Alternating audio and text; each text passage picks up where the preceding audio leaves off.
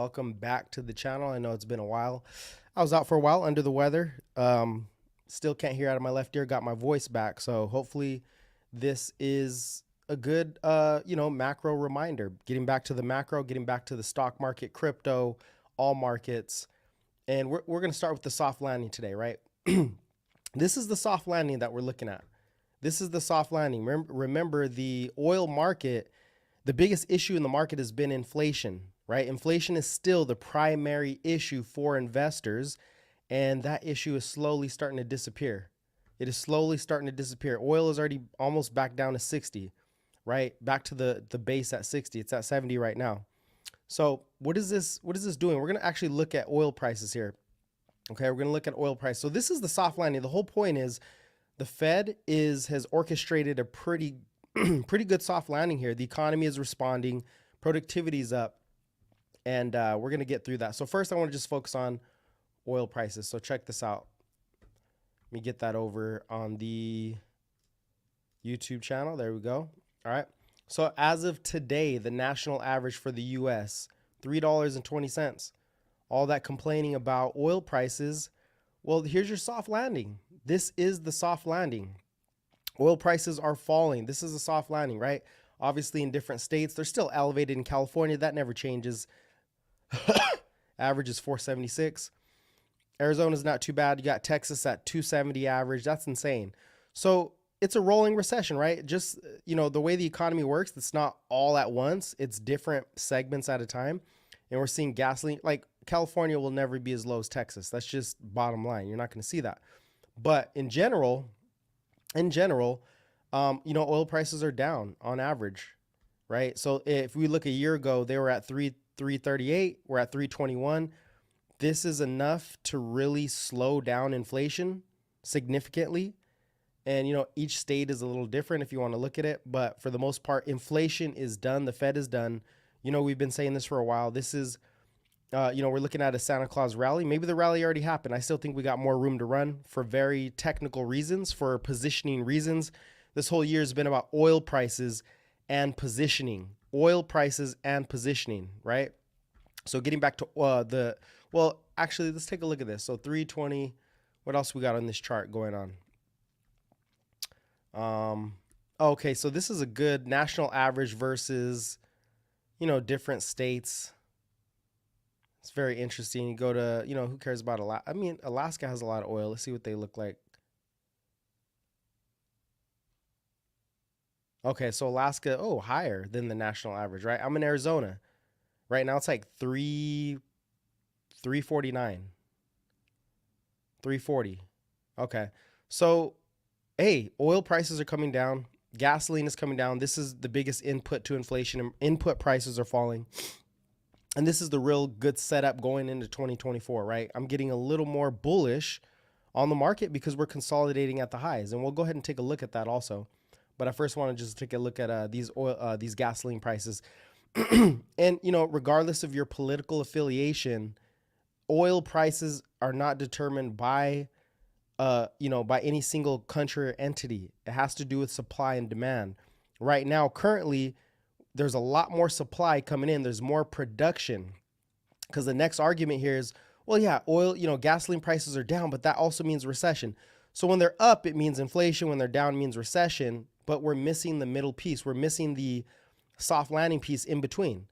And that's the fact that U.S. production is up. So a lot of the prices that are falling, a lot of the price reduction is coming from the increase in productivity, the increase in supply, right? Which is knocking down those, getting back to the charts, knocking down those oil prices. This is good because it's an increase in supply. OPEC is trying to keep the prices up. They just can't do it because other countries are increasing their supply really quickly, right? Really quickly. They're increasing that supply. So there's your price of oil here. This is the most important macro chart in the market, the price of oil, because it is the biggest input to the biggest risk, which is inflation. And now inflation is headed, I think, for 2%, for headline 2% going into probably Q1, the end of Q1. So maybe around March, April of next year, you're probably going to hit 2%. And that means the Fed can cut rates, not because of a recession, but they can cut rates ahead of any type of slowdown, right? They can cut rates ahead of any slowdown. Now, stock market positioning, we're going to take a look at that, right? If you guys got comments, again, those comments will, if you want to jump on YouTube, they'll stick on YouTube. So we do these live so you guys can actually throw your comments in. You guys can throw your comments or questions in the live. It gets lost in the TikTok, so throw them on YouTube. Link is in the description. Link in the bio if you want to jump over to YouTube. All right. I'm going to try to hit your stuff. I'm going to try to hit your guys' comments. But again, on TikTok, it's kind of tough. On YouTube, it sticks. And we can see them right there. We got a couple comments. Jervain, what up, Jervain? Welcome back. USA and other non-OPEC countries flooding the market while Saudi Arabia reduces production. Yep. So everybody's flooding the market. And this is causing oil to drop, right? Now, look, the previous high was like 92. So as this continues to fall, yeah, right, the inflation expectations are falling. That means the stock market positioning is going to start increasing, and we're already seeing that. And we're going to flip to that, right? Positioning is going up. We're going to go to positioning right after this. When I say positioning, what I'm saying is there's a lot of inflows into the equity market. There's a lot of buybacks for the slowdown and growth. Everything is starting to pick up here. All right.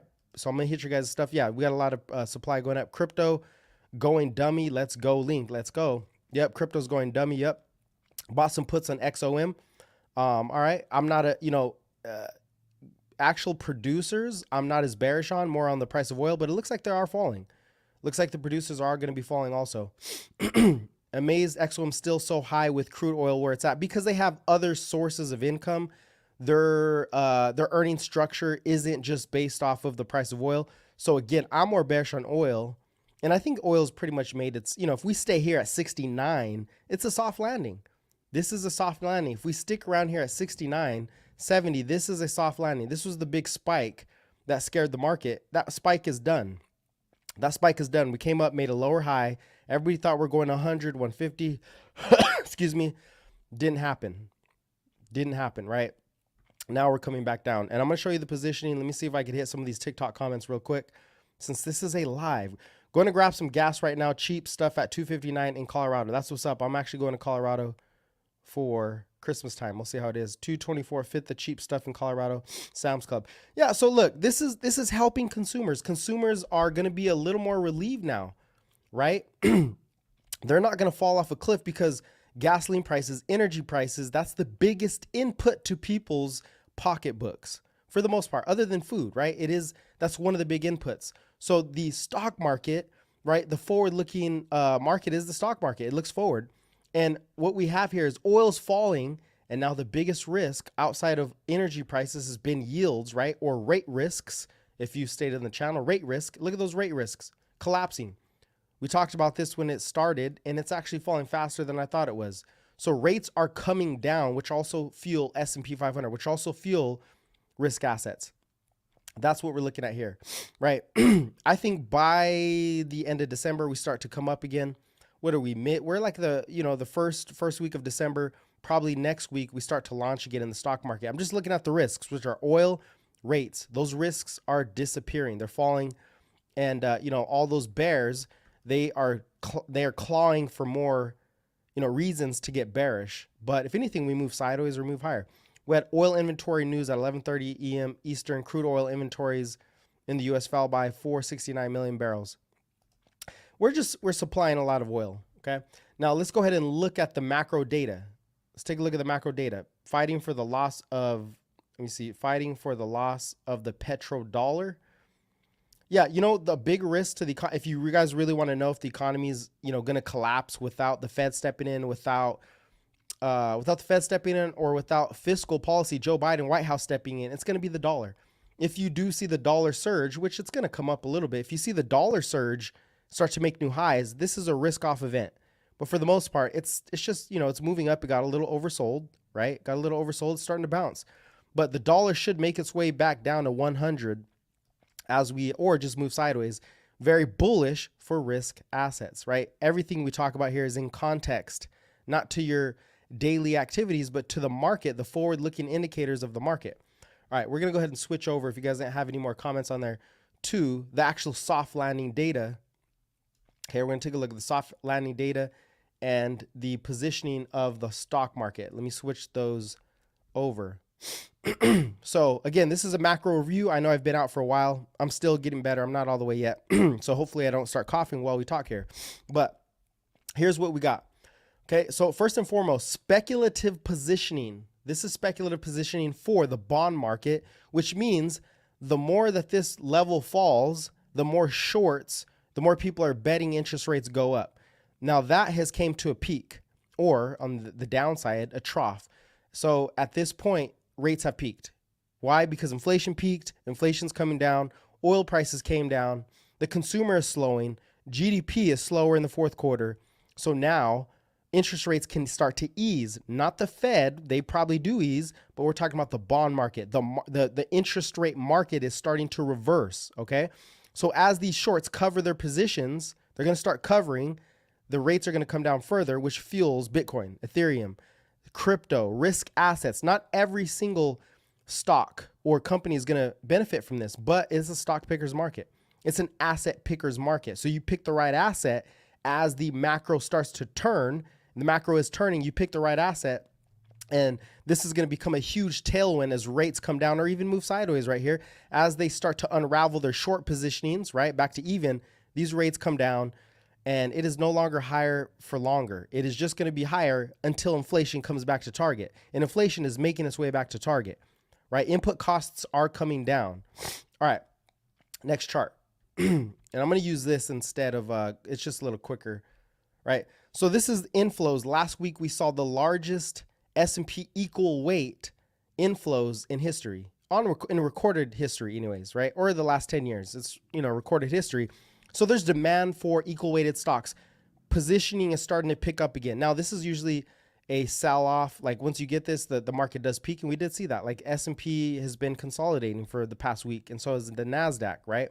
But this tells you there is a huge demand for equities. There's a huge demand for equities coming into the market, and most people are still in cash. So expect that to continue, right, over the next 3 to 4 months. Next, corporate buybacks. This is super bullish. We actually saw the biggest corporate buyback inflows in history, in recorded history. Oops, can't see it. What does that mean? That means the actual companies themselves, the CEOs, the CFOs, the CTOs, right? The officers, they're saying, okay, it's time to buy back our stock because we're going into an economic slowdown, not a recession, a slowdown. It's just slowdown. Everything goes up and comes down. We're just in a slowdown. So they're buying back their stocks, which is removing the supply, which increases what? Demand. Well, it doesn't increase demand, but you remove the supply, prices go high. They're going to keep their stock prices higher by buying back the stock. This also shows confidence in equities here, right? When you get your own, buybacks drive up stocks, to make it quite clear. So this is going to drive up stocks, the buyback. So you get the record inflows to the S&P equities, and you got buybacks coming. Now they're doing this because Q4 is actually slowing down. We got revised down to 1.2% from the Fed nowcast. Okay, that means GDP growth is still above. Trend is 2%. GDP growth is set to slow in Q4. We are in Q4 right now, right? We are in Q4. So we're talking October, November, December. This GDP is set to be a little lower. We're at 4.9%. So this is a big slowdown here. So if that's going to slow down revenue for a lot of S&P 500 companies, what they do is they buy back their stock, right? What that does is it actually, EPS, because everybody cares about earnings per share. So you remove the shares. Now the earnings automatically go up. It is artificial, but prices go up and people chase prices.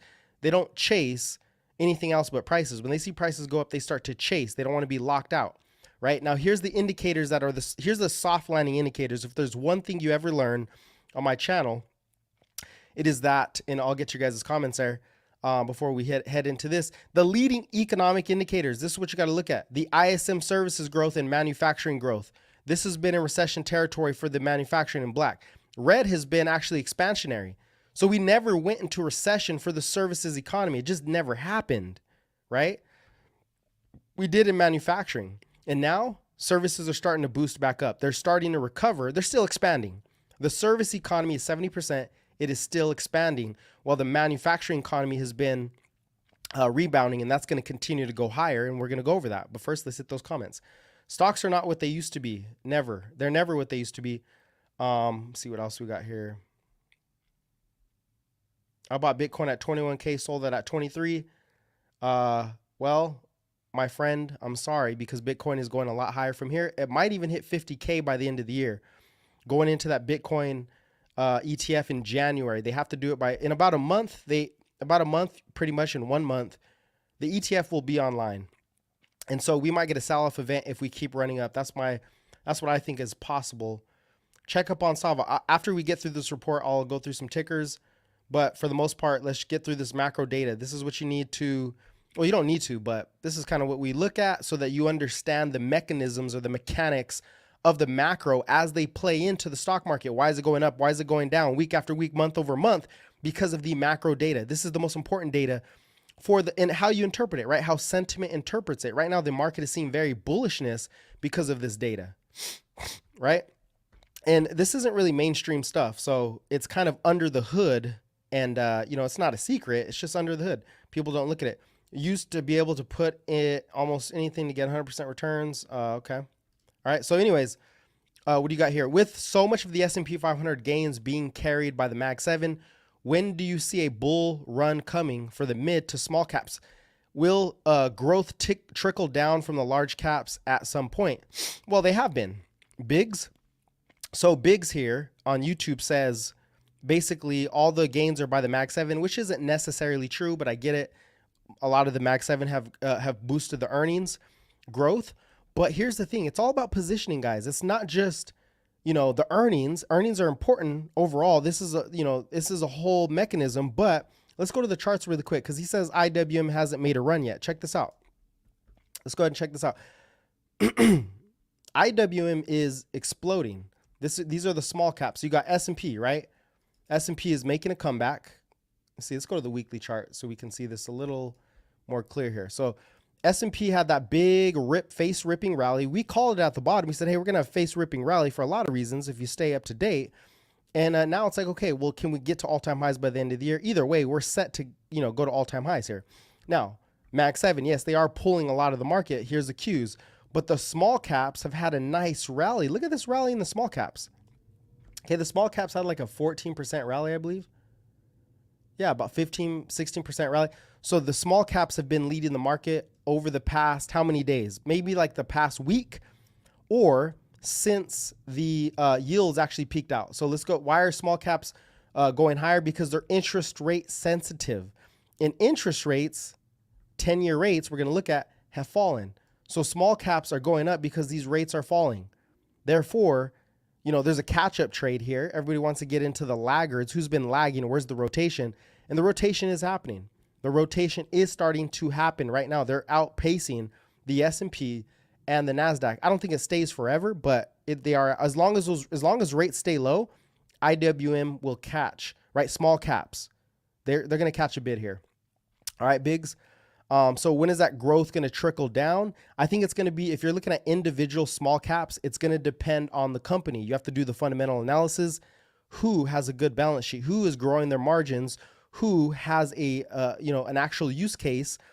Who can make money? Overall, the index should continue to go up for the small caps, right? It's coming in a resistance up here, so maybe it doesn't go above that. But this is not any indication of a stock market crash. This bottom has been getting bought up over and over and over. It's a catch-up trade. Maybe it gets sold off again, and as it sells off, the Qs go higher because tech is going to lead this rally into 2024. But IWM catches a bid as long as interest rates come down. So again, to answer your question, I think it's going to be individuals. As long as rates are up, the Fed might cut in May, March, April, May, June, July. Who knows? The Fed cuts. IWM is just going to keep climbing higher, right? As bond yields stay lower, the IWM is going to keep going higher because they're interest rate sensitive, and everybody wants to get exposure because the Mag 7 are so high. They want to get exposure to these small caps because they run. They typically can outperform the S&P 500. Not all the time. It depends on the environment. But as rates come down, they're going to outperform the overall market. Okay. So that's kind of what we're looking at here. Let me see if I missed anything. Bitcoin can become worthless overnight, so I'd rather not stay invested in that type of risk. Well, I'm sorry you believe it can become worthless overnight.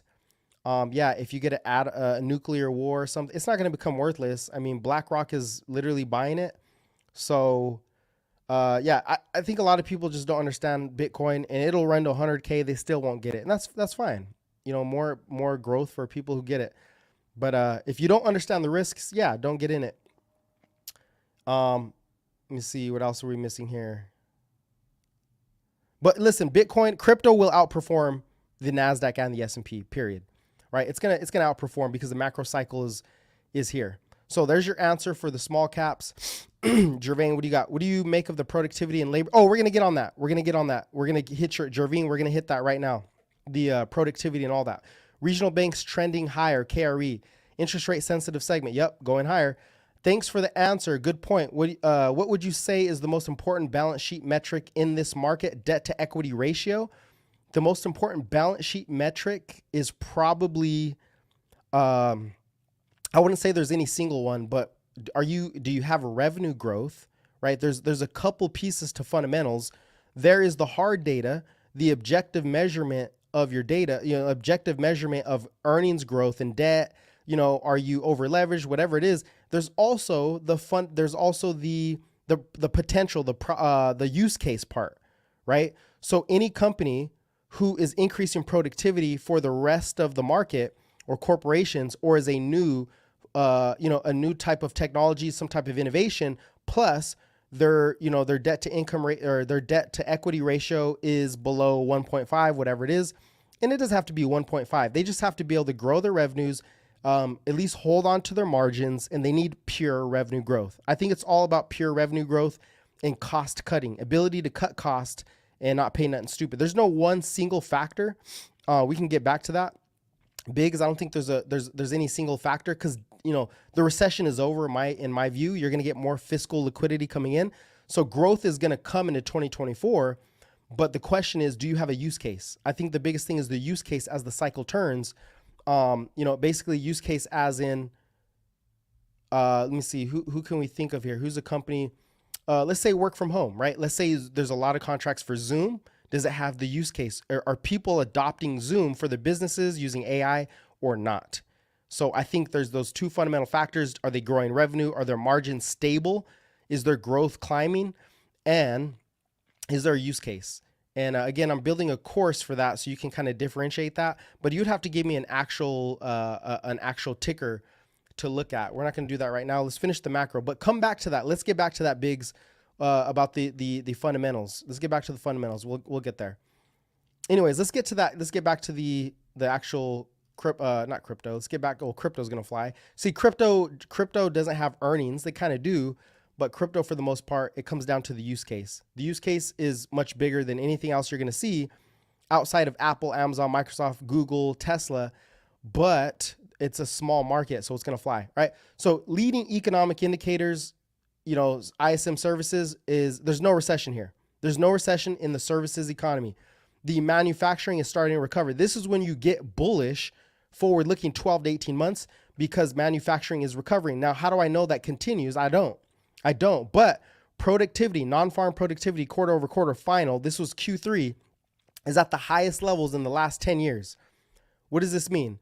This means that there's more growth that is being produced that doesn't lead to inflation.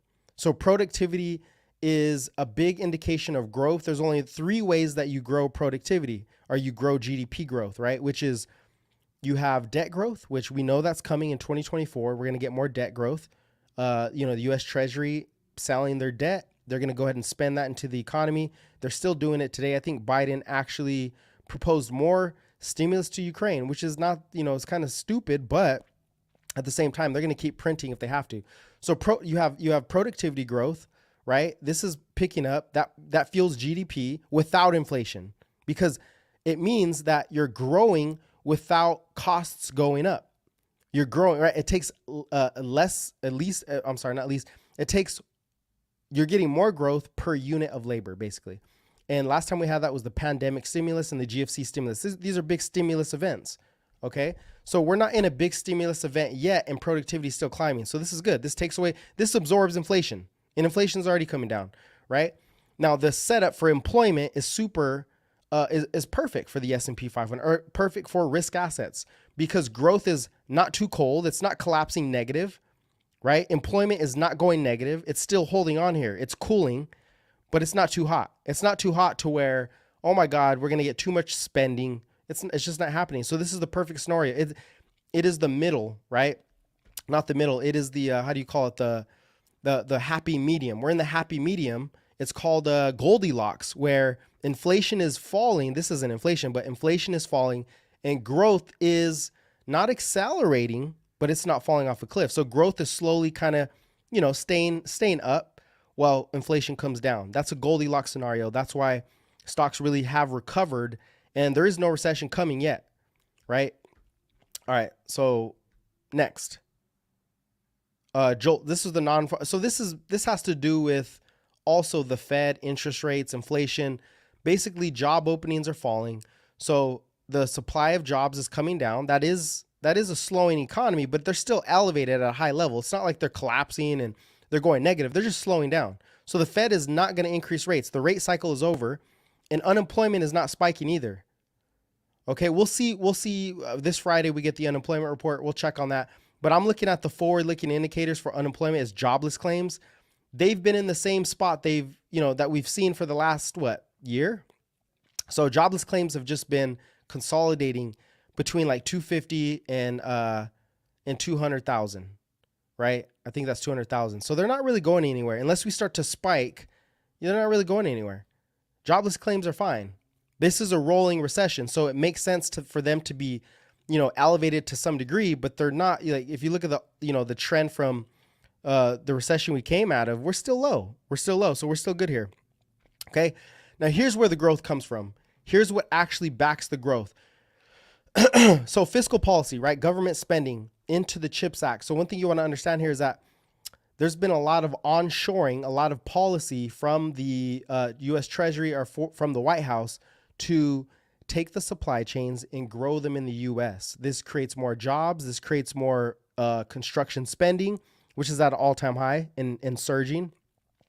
And so the CHIPS Act, right? The CHIPS Act is driving a lot of growth. Is it consumer growth? Not really, but it is driving growth to some degree, and it's accelerating very quickly, right? You can see that. So this is part of the manufacturing. Chips are the manufacturing sector, the industrial sector. That construction is, pretty elevated here. Now, that's where the growth's coming from. Are we going to get inflation pressures? No, because the supply chain pressure index, which is an index that reflects supply chain pressures. So if there's not enough supply, prices go up. That's negative. So you're getting growth from construction. Multifamily homes are also being built too, right? So you're getting some growth. Consumers are sticking in there. Growth is still, it's still hanging in while supply chains are coming down, while employment costs are coming down, while input costs are coming down. That is very bullish. That is Goldilocks. Now, if we go to the global manufacturing cycle, we can see that manufacturing is starting to bottom out here. China has some issues, but they're still stimulating. Japan is still stimulating. The global economy has finished their hiking cycle. They're done. Inflation is negative in a lot of areas. Therefore, they can start their monetary stimulus. They can start cutting rates or increasing their balance sheets, or their governments can start issuing more stimulus to the infrastructure of the economy, or stimulus checks if they're really in trouble, or just growing whatever industries they want to grow, which are going to come in the form of technology. This is why technology leads for the most part, because governments are mandated to make sure that the new regime of energy comes online, which is solar, nuclear, right? Non-fossil fuel energies. To drive down the price of energy, they have to build manufacturing for that in industrial technologies in order to get that online. They're going to keep spending. Therefore, the manufacturing cycle goes up and the cost of energy falls. Now let's look at the cost of energy real quick. Let's jump back to the charts. This is very bullish for the consumer and for the economy, because it's not just that costs are coming down. from the oil sector, but natural gas too. So here's, let's get this a little more clear. Let's go to the daily chart. All right. So oil's coming down, right? Oil's, oh my goodness, it's still falling. So energy costs are falling, guys. This energy is the biggest input for most corporations. Therefore that their earnings are going to be better than feared, probably in the next earnings report. We're probably going to beat earnings again. We're out of the earnings recession. Now you go to nat gas, everybody thought, oh, we're going to have that big move to the upside, right? Where's this coming from? Nowhere. There's a lot of supply and production of nat gas and oil. So energy prices are dumping, right? That's very bullish for the macro. That's very bullish for the macro. And that keeps your input costs very low. You get more growth with lower costs. Okay. So GDP should be rising in 2024. See, did we miss anything here? I'll get you guys' questions. All right. Now here's another part. We're going to get to that, Biggs. The US money growth, okay, United States money growth has bottomed. So I know you guys hear too, oh my God, recession, money growth. Well, when money growth is at the lows, that just means we're closer to more stimulus, and we're going to get it from the White House, whether it's Janet Yellen, who is, boosting the US economy today, or bragging about the US economy not falling apart, or Joe Biden. This is not political. This is just that they keep spending they're spending, right? Government spending is coming into the system, and it's going to keep coming into the system till 2027. Therefore, money growth can start to pick up, and it is picking up. Global liquidity is picking up. Global money growth is picking up. So we're at the bottom of the cycle. As money growth starts to accelerate, global economies will also accelerate. And we're the biggest. We haven't even started printing yet. We're the biggest economy. That stimulus is coming, especially if something slows too much in 2024. So think about it. If, let's say, the consumer does fall off a cliff from all these delinquencies or whatever, well, dude, they're going to give you more checks. They're going to print more checks. It is an election year. They're going to go out of their way to buy votes. So either way, that money supply is going higher. Okay. You look at the global money supply. This thing has been going up for a while, for like 6 months, and it's above zero now. So this is year over year money growth. It's picking up. This is the most important for the global cycle, because as liquidity comes in, it can fuel all the debt servicing costs. More liquidity, more money, more printing, services, debt costs. Therefore, capital markets move up. That's why Bitcoin is exploding, because it is now starting to see, oh, more liquidity. Oh, things crash, more liquidity. Oh, the consumer falls out, more liquidity. Oh, okay. You got some commercial real estate problems. Guess what that means? More liquidity. As liquidity rises, and as the anticipation of liquidity rises, because there's no way out but to print more money, risk assets, like monetary risk assets like gold and Bitcoin and other risk assets, are going to climb because they feed off of liquidity. And so that's going to go higher, right? Who are the biggest liquidity providers? US, Japan, China, India. I don't know if India is printing whole lot, but they are. And, the rest will follow, right? And that's just Black Friday. We had strong Black Friday. Here's what people are worried about. So let's get back to the charts here and then get to your guys' comments.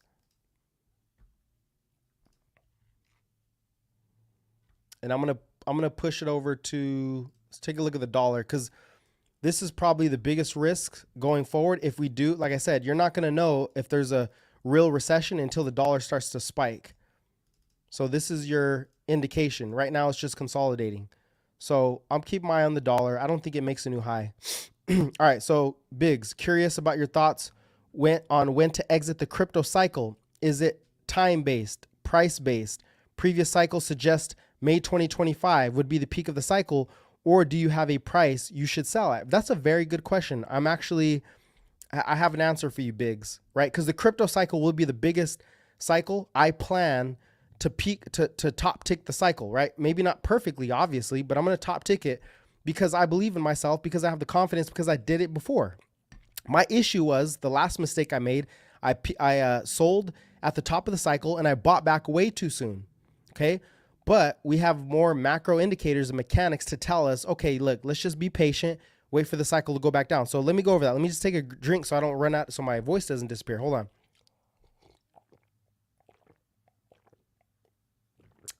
Still trying to recover here. Haven't been able to talk. So good question, Biggs. And let me make sure there's nothing on TikTok. Okay, cool. Nothing on TikTok. Thank you, Kiki. Shout out to you guys for the support.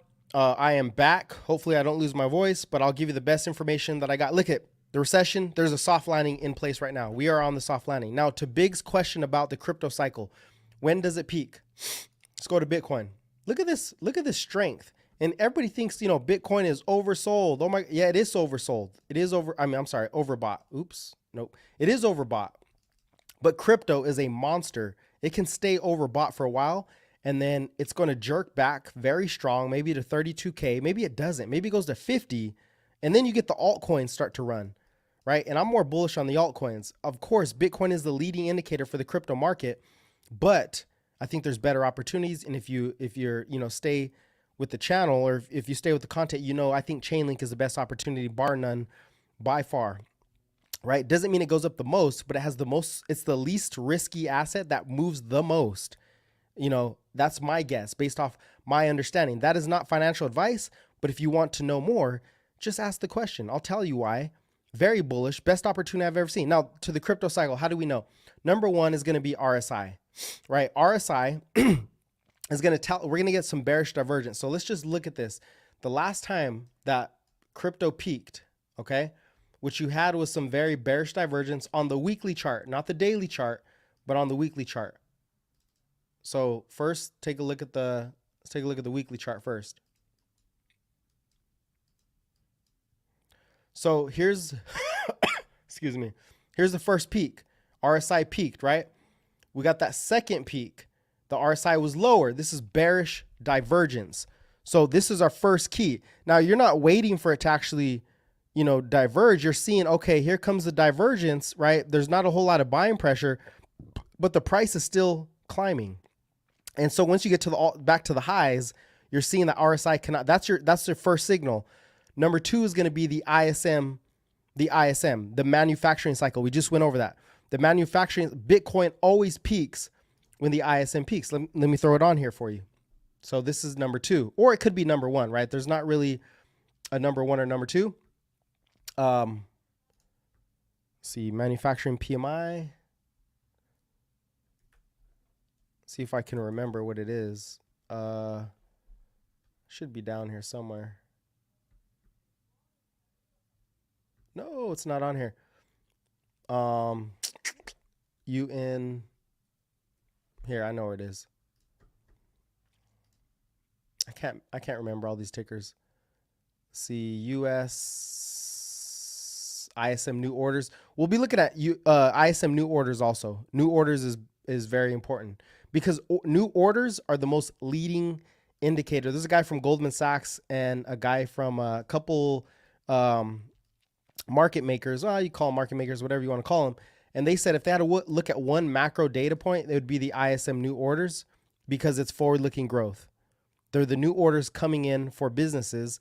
All the aggregate macro demand isn't going to be these ISM new orders. So I'll be looking at ISM new orders and ISM manufacturing. Okay, what is it? It is USNP. Okay, USNP. Let me go back to that chart so I can overlay it with Bitcoin.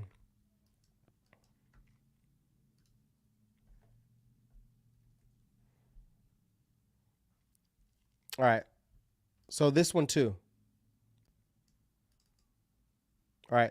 So you can see here pretty clearly. Let me take off the RSI. That we also peaked. Okay. So Bitcoin also peaked. This is my strategy anyways. And it's, I'm just going to share it with you because who cares? Let's all try to make as much as we can. Right. You can see the ISM started to peak here and Bitcoin slowed. There's a lot of factors to this, but Bitcoin did slow. Okay, we had that RSI. Remember, this was a bearish divergence, and then you had the ISM make another high.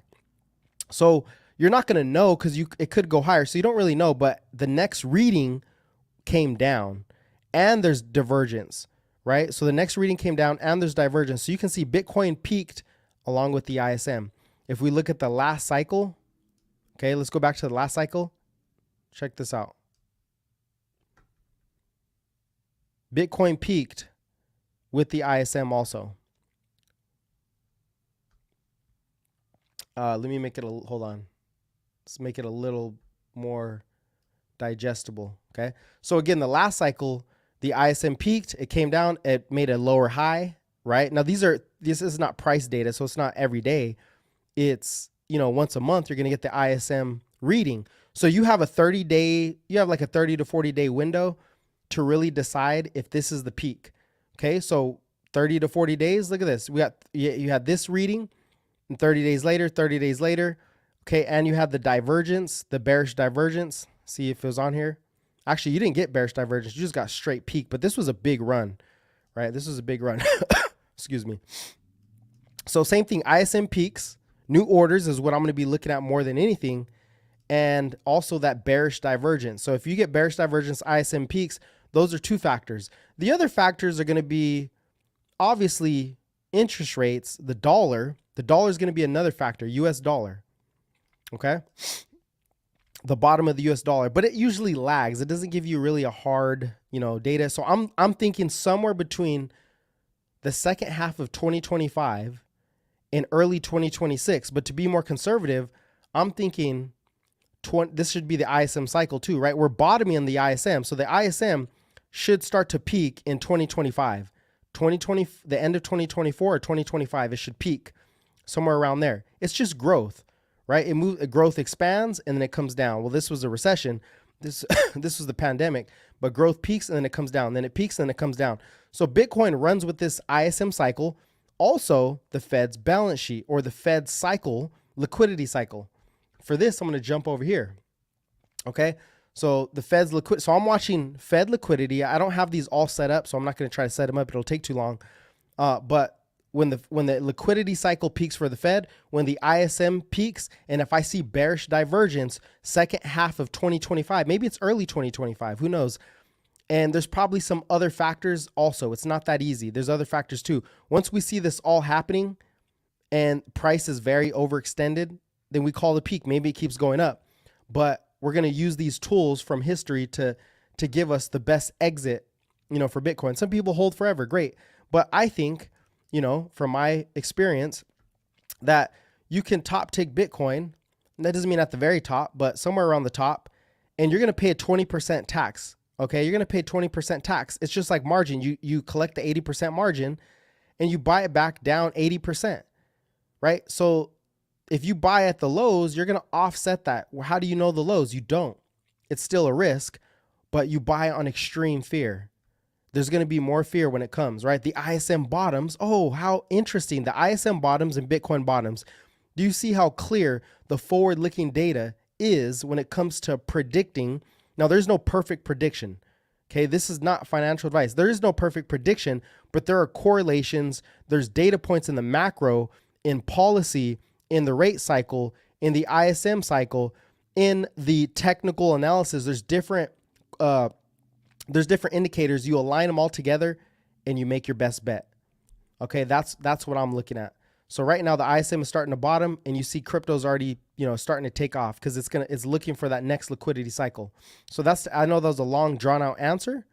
I'll have it more organized into the future, but we're not there yet. We still got a year and a half to go before we start. We haven't even hit this, the Bitcoin halving yet. Anyways, yeah, let me know if that suffices your question. True, that was very strong bearish divergence. Yeah, very strong bearish divergence there. So yeah, bearish divergence, ISM, liquidity. Also, I'll be looking at the economy, but again, the ISM is the leading indicator for the economy. This is why I think the recession's done. The ISM's already bottomed. New orders are starting to pick back up. Services are also picking back up, but usually the manufacturing cycle leads more than the services. We'll align both of them and see if they correlate. My biggest bag is CRISPR. Wow, that is a very risky bet. I mean, good luck to you. CRISPR can fly because CRISPR is, I'm sure you're a Kathy Woods fan. I used to have some CRISPR. I got rid of it though because I just thought there were better opportunities. Biggest bag is that's insane, but CRISPR is doing really good right now. I hope you make money on it. I hope you do good on CRISPR. If you guys don't know, CRISPR is the top gene editing technology, genomics of all the other companies. They're the most far ahead. If they do become, this is not financial advice, but if CRISPR does what they, if CRISPR does, let's look at the price really quick. If CRISPR does what they say they're going to do, if they do execute, then take this off. If they do execute, I mean, this is going to fly. This is going to absolutely fly. I think the market cap is what, 4 billion, 5 billion? I could be off. But I mean, we're talking $50 billion market cap. The all-time high was 232. It probably runs to 1,000.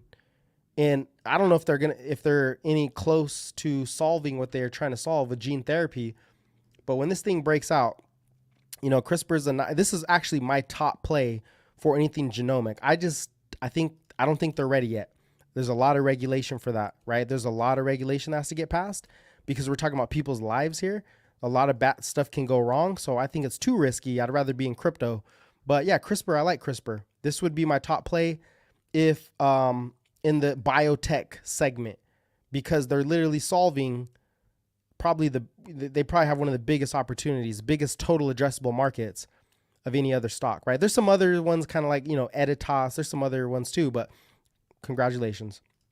Hopefully it goes well. I haven't thought of the ISM, but that was crazy accurate looking at the past BT. Yeah, look at the ISM. Use the ISM. That is forward-looking growth. And remember, when forward-looking growth peaks, risk assets peak first, and then the stock market peaks. Stock market isn't necessarily all risk assets. It's a combination of risk assets, fixed income, energy, commodities, defensive stocks. It's a combination of things. It's not just risk assets, but purely risk assets where all the alpha is. I mean, that's how I trade. That's how I position myself. I want to catch the very bottom, not the very bottom, but I want to catch close to the bottom and capture, you know, the meat of the move, and I'll pay taxes on it. I'm okay with that because I'm a trader. I'm a long-term trader, and I don't just, the only time I'm going to hold something forever is if it's going to yield me something, is if I already make enough money, then I can just sit on the yield, but I'm still going to wait for that next crypto bottoming cycle and try to play that cycle. I mean, that's how I literally got here. This is why I'm doing this content, because I'm like, holy smokes, you know, I don't have to work again because unless something bad happens, but you know, the crypto cycle has made me financially free. So, I don't tell people exactly what I'm doing because that's crazy. Your situations are different, but I am building the course. So at least you guys can, if you're interested, you know, hey, maybe the course will help you to see how the full economy works, how the policy works, how fundamentals work, how the technicals work, how I look at the market. And if it's, you know, oh shoot, hold on. Okay. And if that works for you guys, then hey, I'll bring some value to you. Other than that, I'll just be streaming. But I'm putting everything into this course. I don't know when it's going to be ready because I'm making a lot of visuals. I want it for like a, you know, as easy as a 5th grader to be able to read, and a lot of visuals there. And if this thing, you know, or not if this thing's, this is everything, every mistake I've done, everything I've learned is going to be in this course, basically, right? It's going to be in this course. So I'm looking forward to that when it's done. But I don't promise anybody that they're going to be rich. That is stupid. It's education is the most important thing, to educate yourself. Get the best information you can. I had no one teaching me. I had to learn the hard way, the long way. So I'm going to, you know, cut that time down. Obviously, you won't know everything, so you're going to need to ask questions, which is why I go live. So you can ask the questions about the course if you needed to, right? Anyways, that's my spiel on that. What do you think is the reason the dollar went back up, and do you think it goes higher? Oh, good question. Let me see. ICP, I'm not so sure about internet computer. Internet computer, it'll probably go higher, but it's a tough use case. They might not have the fundamentals or the adoption. Like, you got to understand tokenomics. Internet computer has a very ambitious, you know, roadmap, but they just don't have enough development. So I would go with, you know, Chainlink, way better than internet computer. Not financial advice, but trust me, I've been in internet computer. I saw it move to 200 billion. And I bought it when it was down 80% and it dropped another 90%. So I've lost money on internet computer.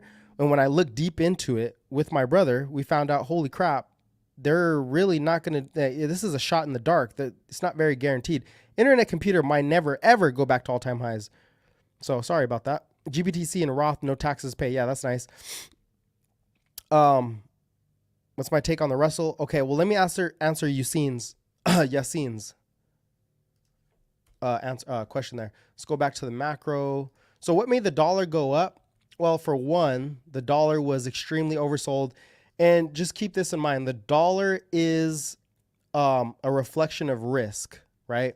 Dollar goes up, kind of risk off, dollar goes down, risk on. So it's still on risk on. The trend is still lower. We're still looking at that downtrend. Still downtrending. It's gonna have its little upside moves. This was a bigger upside move, but unless there's a huge growth scare, I don't see the dollar going back up. Unless you have like a collapse. If you get a collapse, let's say a bank collapse and the Fed doesn't step in. Let's say some type of there's an exogenous shock in the economy, which where's that going to come from? I don't know. And if that happens, if growth really decelerates, then you're going to get yields fall because people are buying bonds for protection against growth and the dollar climbs. So you need growth to fall off for the dollar to go back up, okay? Which means ISM, we just looked at ISM. If the ISM starts to plummet, back down to 45, then the dollar goes higher. So that's what makes the dollar go higher. Now, why did it bounce? Well, I mean, it's extremely oversold. It got extremely oversold. This is the daily chart. So it got oversold. It's going to bounce, right? It bounced here too. Went back to the top of the trend pretty much, got a little above it, and then it came back down. But now we're looking at, we're past the tightening cycle here. So I don't think the dollar really goes higher again because we're past the tightening cycle. Therefore, the only thing left is if something does break or if something does slow down, you're going to get more monetary debasement, which means the dollar goes lower. What is monetary debasement? The central banks or, the US Fed, whoever it is, they're going to create more dollars to fund the US government. As always, this is the cycle. This is the macro cycle. We're at the turn and the dollar is going to go lower, right? It doesn't collapse to zero like everybody thinks, but it'll go lower because we're at the phase where we're at the phase where rates have to either stay where they are or go lower. That makes the dollar less valuable. Also, they print, makes the dollar less valuable. They hand out checks, makes the dollar less valuable because people aren't going to stack cash. They're going to either invest it, they're going to spend it, and whoever earns that spending power of the dollar is going to invest it into their business, into equity, whatever it is. So the dollar, I don't see it making new highs. Maybe it comes back to this level, but for the most part, I know you're probably asking the news. It's not news. It just got overbought. It just got oversold. Once you get oversold, positioning is going to push the price in a certain direction. If it consolidates, then, we get the rate decision pretty soon, inflation report. I bet the dollar comes down after the inflation report because inflation is going to show us that, actually, you know what? That might not happen because if inflation collapses, people might get scared and think it's deflation. I don't think it's deflation, but it could go up. I think it's more likely the dollar continues to trend lower because inflation tells us that the Fed can cut rates. It's low enough to where there's not going to be inflation. The Fed will cut rates and also oil falls, dollar goes up. So this is a weak upside move. It's a weak upside move. It's not a real risk off move. It's just market dynamics, right? Oil's down, pushes the dollar up. Oversold dollar goes up a little bit. Growth is slowing, dollar goes up a little bit, but it's not risk off. Nobody's panicking into the dollar.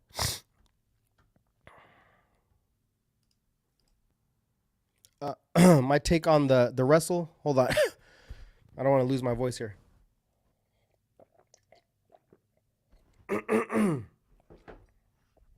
All right. My take on the Russell. Well, my take on the Russell 2000. I'm just looking at IWM. I would say that the Russell's headed back to this top of this trend where everybody's selling at, right? This is your resistance level, supply zone, whatever they want to call it. There's a bunch of terms, but you have resistance around 200, period. The only way it breaks out of 200 is if yields continue to make new lows, bond yields, look at the 10-year rate. If yields continue to fall, because that means it's going to be cheaper to fund these non-profitable companies, right? It's going to be cheaper to fund them. And that's risk on. When yields fall, that is risk on. If the Fed cuts rates, Russell's probably going to explode. right? So maybe it takes a couple months, and the Fed, if inflation really falls, oh, this is another one. If inflation really falls fast, which I think we can hit 2% on the headline. The Fed's looking at PCE, so we're not talking PCE here, but headline inflation, headline CPI. If it gets to 2% by February, which I think is a very good possibility, we're at 3%. We can fall a 1 percentile move, especially with oil falling. So if inflation gets down there, investors are going to say, holy shit, inflation is falling faster than we thought.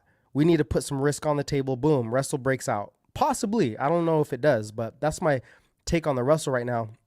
This positioning is just a catch-up trade. There's a rotation out of the Qs. Clearly, the Qs made it, came back to the highs, made a new high. They've been consolidating. Those profits are rotating into the risk-off stuff like IWM or small caps. And Dow had a nice, look at Dow had a big move. Goodness sake. So this is rotation. This is good. This is very bullish because money is not leaving the stock market. It's rotating. 21%. So it's not leaving, it's just rotating. Chris Lamb, gold and silver. I mean, I'm not, I'll look at gold. I'm not looking at silver because, I mean, it's pretty much the same thing. Gold, I know people are bullish on gold. Maybe it makes new highs. It got slammed. I think Bitcoin swallows gold. Gold probably makes new highs by the next, this is by monetary inflation. Not economic inflation. Prices are not going up again. We're not going to get inflation go up again. You're going to get monetary inflation, which means as the Fed lowers rates, there's more collateral in the system. People are going to take a risk as as we head into recession. It's kind of tricky. As the economy slows, the reason why gold goes up and Bitcoin goes up is because they're sniffing out the fact the Fed has to increase more money. They have to increase the balance sheet in order to pay off the debt. So it's already sniffing that out. Oh, recession goes higher. Any weakness means more liquidity. That's what drives gold, liquidity, right?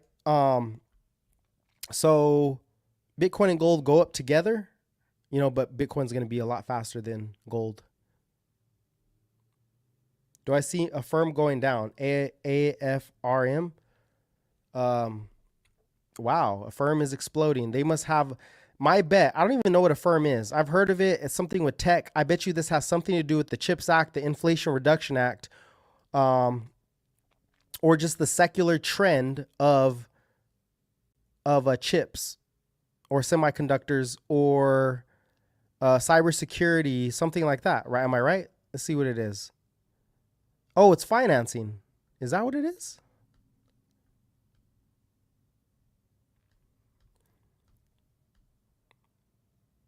Mobile first commerce. Oh, okay. So fintech. Okay, this is is this buy now, pay later? Okay, that's what that is. Buy now, pay later.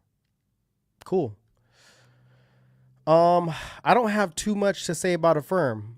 I mean, I don't know the fundamentals. If I'll say this, a firm is part of the commerce finance sector. I think the fastest horse in finance and banking is going to be crypto. So I'd rather have Chainlink than hold a firm. But a firm is really strong. Very strong. I mean, it's elevated. It's elevated. But again, I don't know the full use case, so I don't want to make, too many. I don't want to say anything too much about. I don't know too much about it. It has a lot of resistance here at, what is this? 38, 40. Let's just say 40. Has a lot of resistance at 40. You see that candle reversed.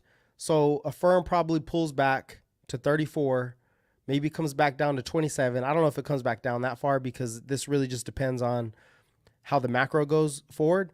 But if there's a big short squeeze happening, I don't know. But it's a fintech. I think Robinhood is also starting to catch a bid. A lot of these trades are, that's a short squeeze. A lot of these trades are happening because people are playing catch up, right? They want the stuff that got the laggards. They're buying the laggards that still have a good business model. Crypto's not going anywhere. Blockchain's going nowhere. They're increasing their not productivity. They're increasing their services. The businesses are getting better. And I can't focus on all these. I'm more focused on crypto and like Tesla, EVs. So I don't know. I'm not going to dive into the fundamentals, but Robinhood, from what I understand, I mean, goodness, they're adding a lot to their platform. They're going to bring a lot of users to the platform. They might get bought out at some point. Who knows? So Affirm, Robinhood, a lot of the fintechs will probably do good. People are betting on PayPal now. I really don't care because crypto is in that sector. And I think the fastest horse that is the most secure is going to be Chainlink. And I don't think none of these move as much as Chainlink does or have the same amount of value because these are getting adopted by customers, right? Chainlink's being adopted by the biggest financial institutions in the entire world. In the entire world. Swift, DTCC, the U.S. Depository Trust Corporation, they literally, they're the, excuse me, they're the depository trust. So they filter out, or they what is the words? I'm losing my mind here. DTCC, basically every single transaction in the U.S., all equities, all securities, all bonds, all real estate has to go through DTCC, and they're connected to Chainlink's CCIP and other parts of that feature. So I think there's going to be more value in Chainlink than any of these financial institutions. That's why I just like, hey, cool. I think they go higher. I like Robinhood, but I'm not betting on it because I think there's a better bet out there. And the crypto cycle just started. It bounced the day GDP figures came out on November 29th. Oh, okay. You're talking about the dollar, Jervine? The dollar bounced? Good looking there too. I could tell, Claire, that you keep up with your macro because you always have some good data. You ask really good questions. Keep it up, bro. So he said it bounced on GDP on November 29th. The dollar did. So GDP came out very strong. Are you talking about Q4 or Q3? If the GDP came out weak, then the dollar actually that's tricky. I'd have to think about that because the dollar's diverging from rates. It's not running with rates the way it was. It's diverging a little bit. Usually rates go up, the dollar goes up. That is no longer the case. Rates are falling and the dollar's going up. They're diverging again. So you have to reassess what's moving this market. Oh, CSPR, Casper token. Oh my goodness, my bad. My bad, bro. That was a fail. Casper token. Well, good luck to Casper token. It's just a short-term pullback phase going into better prices setups for continuation or sells. Yep. Prelim GDP quarter over quarter. Okay. So prelim for Q4. So the dollar went up because GDP was weaker. That would make sense because if growth is lower, then rates should fall, and that usually pulls the dollar down. But I think it's more deflation. I think this is a fear of deflation pushing the dollar up, but it's not a real fear. It's just, I think it's more technical than anything. And then you add on the macro and that kind of just tips the scales, if that makes sense. Affirm is buy now, pay later. Okay. Fintech. Cool. I like it. I like it. Now, let's see, we're an hour in. Looking at, so let's take a look really kind of what's happening in, here's what I'll tell you guys about crypto, crypto right now, right? Bitcoin is definitely overbought. Okay. RSI is getting to that point. Maybe it has a little more squeeze here. It could squeeze all the way to 50K, right? We could squeeze, let me go to the weekly chart. We could go all the way to 50,000 because that's what Bitcoin does. Into the, well, you got some resistance at about 47. Maybe it gets to like 47. Who knows? 47, 48. That's my guess. It's at the top of my trend also. Look at that RSI. Overbought, sorry. So it might just stall out at 48 and then come back down into the trend. Maybe it doesn't go as low as 32. Maybe it does. But I'm thinking that it runs up into the Bitcoin halvening. That's my guess. Not halvening, the Bitcoin ETF. A lot of people are piling in.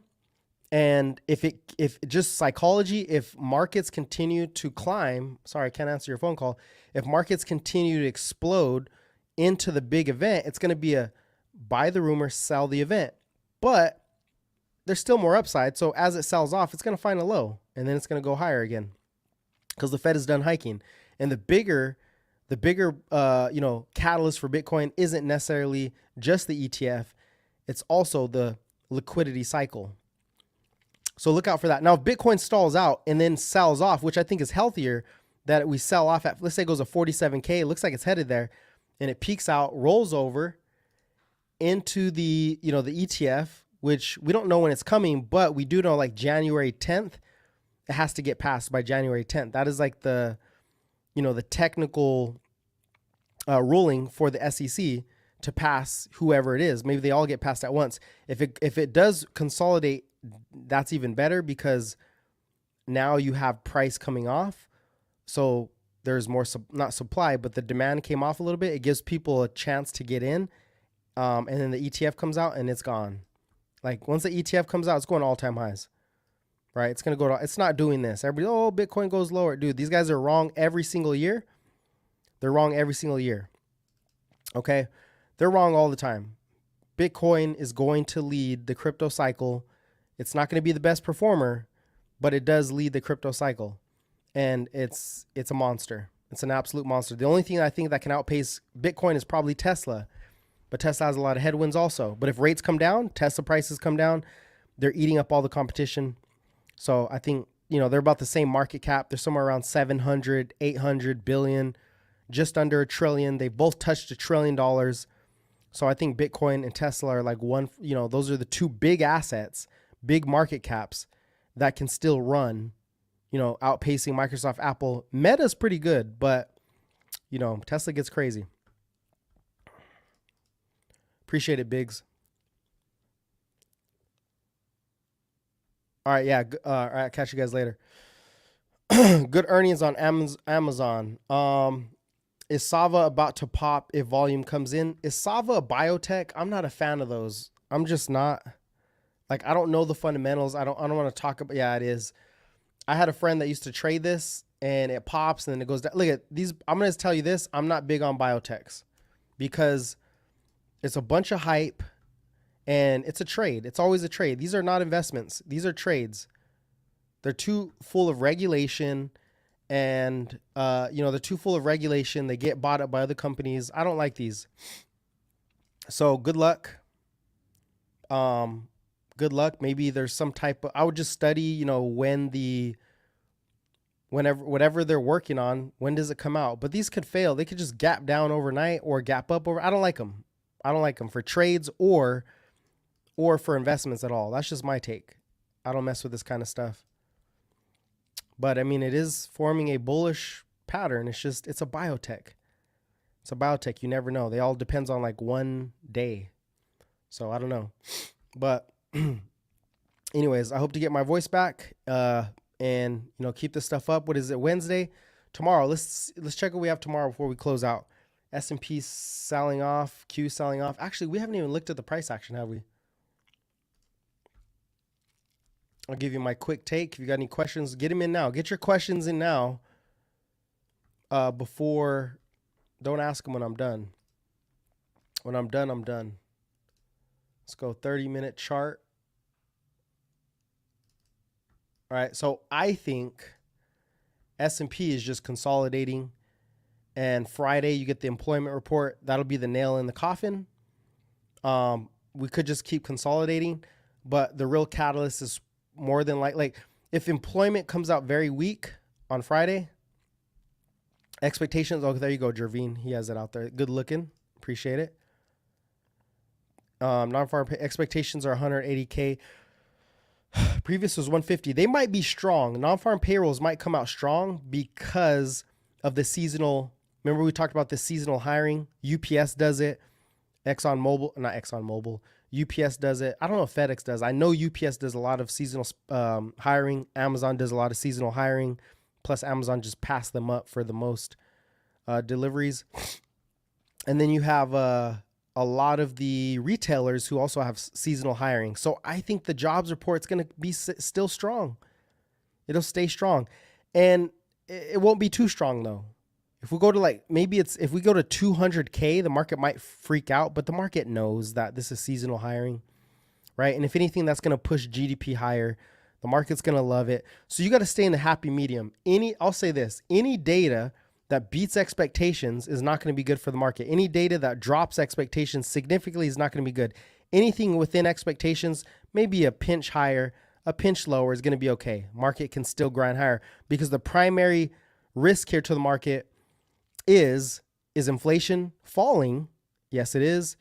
Is growth sustaining or keeping its holding ground? Yes, it is. So anything that signals growth is scaring, or is collapsing, is not good, or a super fast reacceleration of growth. Everything in between, the market's like, okay, we'll eat that up, we'll digest it. What's going to really tip us to the Fed pausing and being done with the cycle, and also looking forward to rate cuts, not because of the recession, but rates cuts because inflation is low enough. That's a soft landing. I think we're looking at a soft landing next 6 months. Yeah, I think we'll see the unemployment. I think it's going to stay strong. I don't see any employment numbers really getting weak, like really weak, until Q1 or Q2, because the seasonal hiring is done, seasonal spending is done. So maybe February, I think the market actually rallies into the end of January or February or mid-February, somewhere around there. Probably in the next earnings. We probably sell off in earnings on the next earnings. That's what I think. We're going all-time highs. But that's my take on there. Q, same thing. They're just consolidating. They look pretty good. So yeah, I just gave you my take on non-farm payrolls. Expectations are 180K. Anything above 200 is probably not going to be very good, but it still signals a strong economy, no recession. Anything, I'm going to say below like 120 might be bad, but anything in the middle is good. Anything is in the middle because there's no inflation. And this is the main point, is if inflation is falling and oil is leading that, any type of downside risk means more stimulus. And that's what markets love, more stimulus. A lot of strikes are over too. Yeah, a lot of the strikes are over. So, I mean, we're just slowly going to melt up, I think. What would you say, Jervine? Walmart CEO sees consumers may not be as resilient next year. Yeah, they probably won't be first quarter. But, the other thing is, hey, Joe Biden, if the consumer falls enough, I don't want to say it because it's like, it's not smart to say, I guarantee this is going to happen, but I am very sure that there's going to be some type of stimulus if the consumer falls. He needs to gain momentum for the election, and the best way is to pitch it in a way that, hey, I'm going to be there for you if things slow down. He's going to do it. That's what politicians do. They pay for votes. Remember Trump in 2017? It's not really necessarily a bad thing. It could be a good thing, could be a bad thing. But Trump 2017, tax cuts. That's the same thing, paying for votes, right? The question is it going to be better for the economy over time or not? Tax cuts ended up being really good because corporations hired more. There were better earnings. So either way, politicians stimulate as a promise to be elected again or for the first time. And trust me, a lot of people are going to be talking about stimulus. So any type of slowdown is going to be met with fiscal stimulus. And if they don't, the Fed cuts rates because inflation is lower. Because if the consumer does slow, well, guess what? Inflation is really slowing. Cut rates or turn the balance sheet back on. I think it's more probable they actually keep rates where they are and they just increase the Fed balance sheet again. What about resolution in the Middle East and Russia war instead of stimulus? I mean, that's a whole nother catalyst. If the Middle East slows down, or maybe nobody even cares because it's not that big of a deal, or the Russia war, if there's any type of resolution, the market's going to say, oh, okay, those risks are off the table. Let's go higher. So a resolution will help the market, but yeah, a resolution that could get actually worse. Who knows? Who knows what happens? I think we're headed for all-time highs regardless. I think we're in a secular bull market. I think we're in a lot of risk taking should start to come, especially with the dollar falling. So this is basically the soft landing that we're seeing, led by non-inflationary growth. The key here is productivity is picking up, AI, immigration, whatever it is, lower input costs, and the market's going to remain strong. So yeah, Middle East resolution, Geopolitical resolution, very bullish. Checks next year, maybe not stimulus checks, whatever it is, very bullish. Remember, the Inflation Reduction Act is still coming into the economy. The CHIPS Act is still coming into the economy. The infrastructure bill is still coming into the economy. I don't think we're going to hit a recession. Maybe mild, but I don't see negative GDP growth. Possibly, but I don't see negative GDP growth, declining data, declining ISM data, because we know manufacturing is starting to pick up now. And the consumer is probably going to receive a check if something slows too much. You need something to break, but if something breaks, markets love it because the Fed steps in and prints or cuts, right? So it's like, to me, it's like, hey, there's got to be some type of shock and it's just not showing up. Anyways, I appreciate you guys as always. I'll be back tomorrow. We'll be back tomorrow. If anything changes, I'll let you guys know. We'll stay up to date. I'm going to start changing things up a little bit. So just stay tuned in. Again, I appreciate you guys as always. And did I miss anything? I'm trying to think. I always say, hey, look at this. I think we covered everything. Oh, the interview with Tanner. Yeah. I had to move that because I got sick. It should be Monday. We're looking at Monday. Good looking there. We're looking at Monday. So check this out. This will be good. We're going to go over FHA loans, how to buy your first multifamily, right? Duplex, quadplex, threeplex, how to buy all the process of buying a multifamily home with an FHA. So you're only putting down 3.5%. We're going to go through that whole process. And if you're a crypto guy, crypto is going to peak at some point and you want to rotate that capital tax-free. There's a bunch of incentives to buy real estate, right? Or maybe you don't. Either way, we're going to go over the process of buying real estate and come ask your questions. It should be Monday at 12 a.m. If something changes, I'll let you know.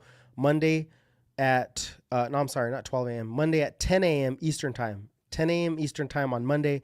We're going to be talking real estate, multifamily, FHA loans, first-time home buyers. Take advantage of that. Come with your questions. I have some questions written up. Hopefully it's pretty smooth and we'll see how that goes. So there you guys go.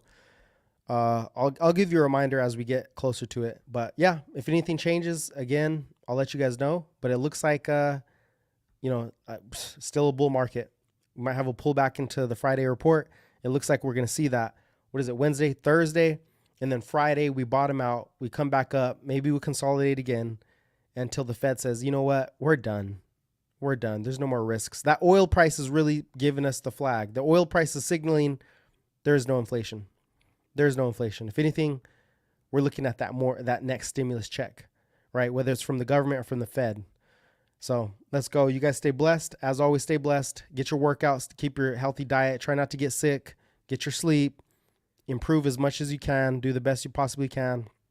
And I'm going to try to get better and improve the stream. I'll catch you guys tomorrow.